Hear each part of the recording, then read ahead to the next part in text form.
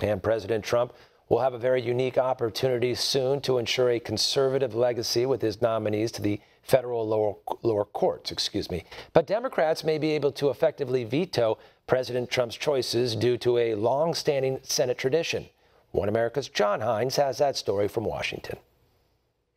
Most court cases are decided below the level of the Supreme Court at the appeals and district court levels. And President Trump will soon be on track to nominate more judges to these posts than either Presidents Obama or Bush, thus ensuring President Trump's conservative legacy for many years. Well, there are a lot of vacancies, both at the Court of Appeal as well as the federal district court. It's the third branch of government. It's an equal branch of government. They make an extraordinarily large amount of policy, if you believe that interpreting the law is policy, and I do.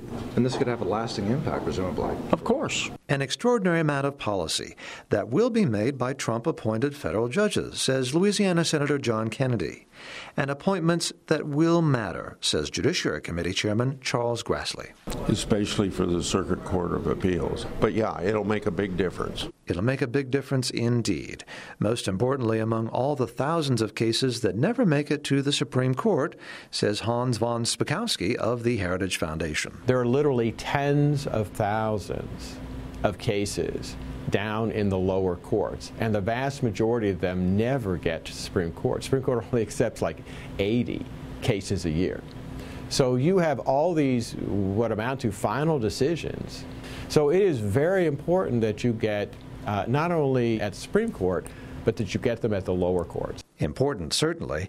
And since Republicans have 51 votes in the Senate, President Trump should be able to fill these 129 vacancies, except for the Senate tradition known as the blue slip. There's this thing called the blue slip process.